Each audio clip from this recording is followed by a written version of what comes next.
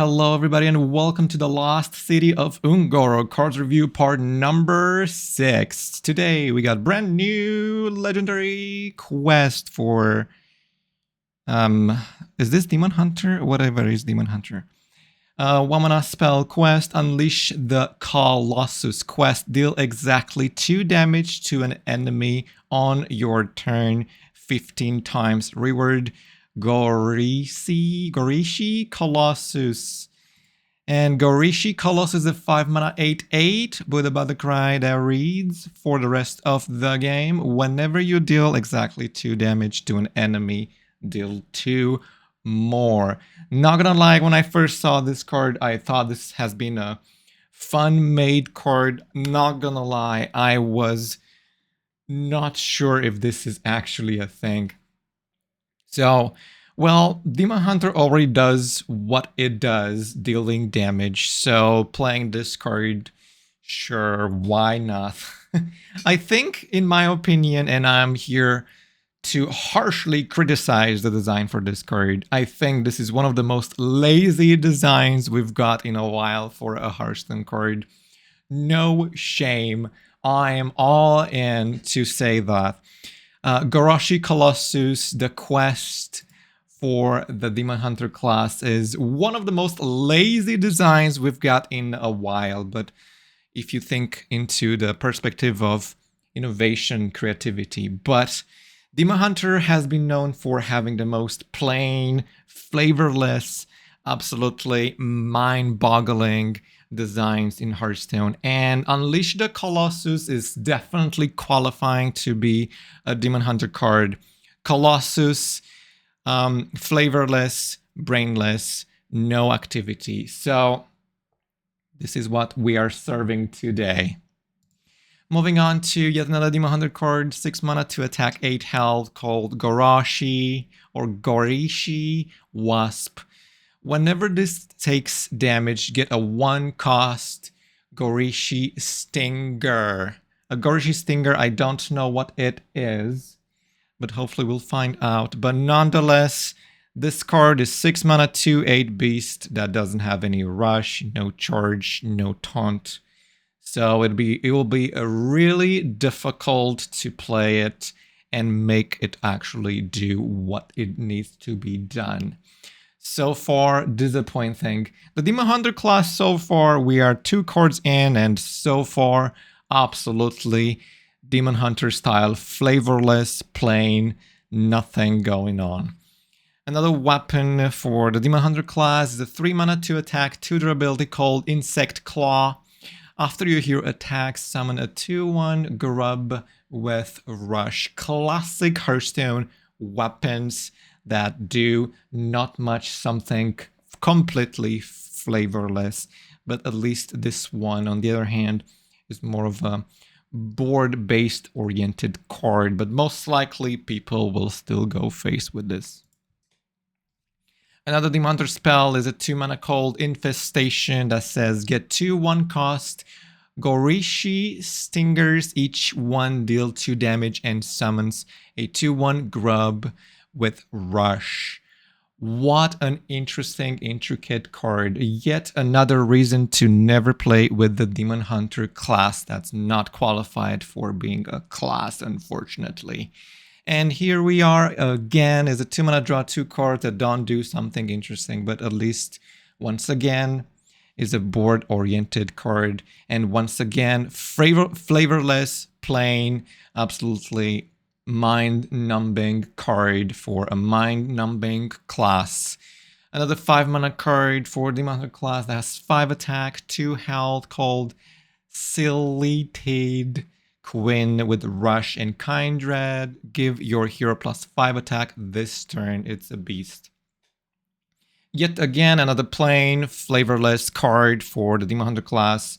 Absolutely not interested. Just straight up playing a 5 mana card, does 5 damage face potentially. Sadly, not interested. So sad, Demon Hunter gets nothing interesting so far. 3 mana card, 2 attack, 4 health, called Gorishi Tunneler with stealth. After this attack, deal 2 damage to the enemy hero, and it's a beast. Yet once again, the flavorless, mind-boggling, mind-numbing Demon Hunter class strikes again with nothing. Alright, moving on to yet another Demon Hunter card. Is a 2-mana spell, Fel spell, called Fumigate. Deal 3 damage to a minion and all other of the same minion type. This one, on the other hand, is a little bit more board-oriented, that defends and protects and clears, and Fumigate will definitely be pretty useful, I would say. 4 mana, 5 attack, 3 health for Demon Hunter, called Bug Squasher, with a battle cry that says deal 6 damage to an enemy minion with a minion type.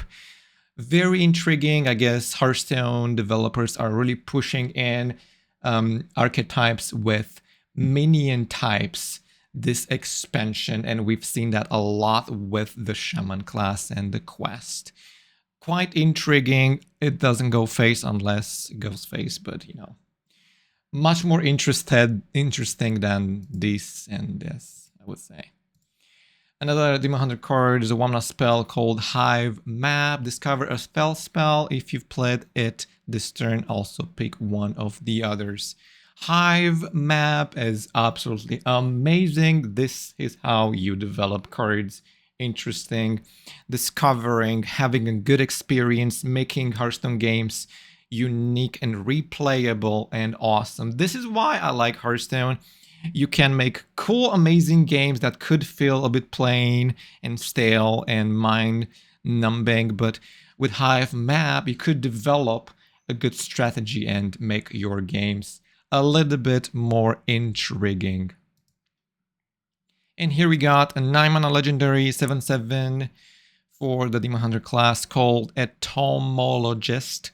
Toru, with a battle cry that reads, put each minion in your hand into a 0/1 jars that cost 1. Break them to replace the minions.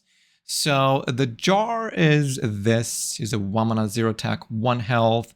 Specimen jar with that short of release. Nothing, is just an empty jar. Obviously, that's just a plain flavorless card, but this one puts each minion in your hand into 0/1 jars. So that's quite intriguing. This is how you make a Hearthstone card. Blizzard developers, congratulations. After failing miserably until now with a lot of things, even the quest, this one, on the other hand, has flavor, has strategy, has interesting things, and could definitely develop some very quite fascinating combos we could definitely enjoy seeing. Very nice. And this is the signature art. Quite pretty. Alright, moving on to the Warlock class. 0-mana Fel spell called Cursed Catacombs. Will discover a minion from your deck.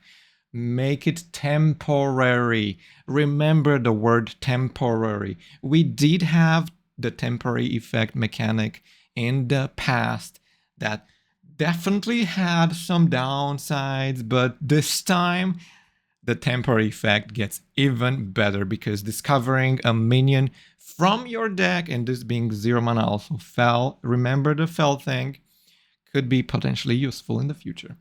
And discovering cards in your deck has been proven to be extremely powerful. The legendary Nightmare minion that actually did the same, but costs 4. This one is 0. Could potentially be a game-breaking card that could help the Warlocks to develop absolutely fascinating, fantastic temporary decks. We got here a very interesting minion, a 6-mana to attack 8 health called That Rot Mao. With taunt that shroddle that says summon a random Fel Beast. And Fel Beasts are quite interesting, and we'll have to show you after a while. I'm pretty sure it's somewhere around here, but Fel Beasts are quite powerful, trust me. Alright, let's move on to another card. A 1-mana location for Warlock. Blood Petal Biome would discover a temporary 1-cost minion. A temporary means the minion, the card, discards itself at the end of your turn. And 1-cost minions could be extremely powerful, especially in Warlock. A 3 mana, 4 attack, beast, 3 health, called Tunnel Terror with natural reads. Get 2 random temporary 2-cost minions. Again, the temporary minions quite powerful. Could be any 2-cost minion, I believe. I guess you could develop some menagerie, zoo, aggro, Warlock. Pretty interesting. 3 mana, 4 attack, 3 health, quite good stats, and draw 2 cards. I think that's actually pretty phenomenal. A 2 mana card for Warlock, 2 attack, 3 health, called Spelunker. With the Battle Cry that reads, your next temporary card costs 2 less. Remember, temporary card could cost 2 less. Spelunker will definitely see so much play in the temporary Warlock decks, and will be very much welcoming it. And now, the last but not least, the big surprise. We got the Quest Warlock card, which is called Escape the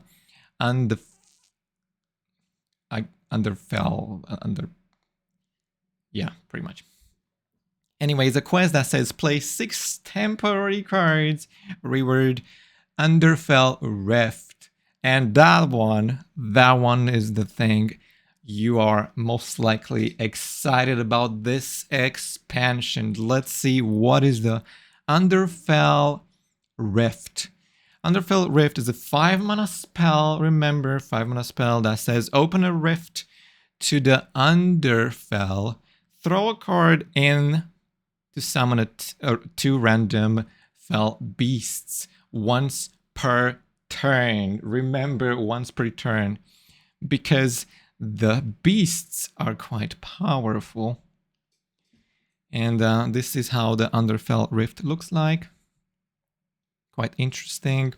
Is a 5 mana, 5 attack, 3 health, demon beast, fell screamer. This is one of them. It's rush and lifesteal. This is absolutely amazing. This is how you design a quest. Thank God there is still hope in humanity, and thank God the developers and the design team has done a great job to make this card absolutely interesting, unlike the Demon Hunter quest that totally stinks. Now let's show the other ones. You probably already know, but let's show them. Is it 5 mana? Of course, all of them 3 or 5 mana. 4/4 Demon Beast, Fell Raptor with charge and elusive charge. That's right. Warlocks are not only getting rush lifesteal, but also charge, which is quite interestingly strong. We all know how strong charge is, but this one has 4 attack, not 5. But nonetheless, really quite strong. And the last but not least, I would say still really, really good. Also 5 mana, 3 attack, 5 health, Demon Beast, Fell Horn with Taunt and Reborn. That's right, Taunt and Reborn is once again back into the ranked standard format. Ladies and gentlemen, the quest Escape the Underfell is back in Hearthstone to show you how amazing and creative the the design team at Blizzard is. Absolutely so amazing, and I'm so glad. And going back to this one that says summon a random fell beast. A random fell beast is this. So what do you guys think about this card? I think it's pretty amazing. Somebody in the chat asks, how is the drop a card into the Underfell Rift mechanic work? That is a really, really good question.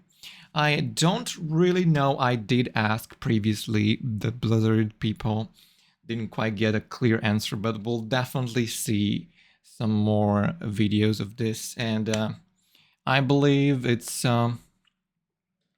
really interesting way to activate it. So select the Rift to activate, throw a card into a random to throw card in to summon 2 random fell beasts. So basically it's like a thing, like a location thing, you know, like the Sargeras thing, where you click on it, right? And you could select a card from your hand. Could be a coin, could be a spell, could be a random card, or whatever it is. You could do this once per game. So you throw in basically a random card, and not a random card, you throw a card you choose. So it's not random.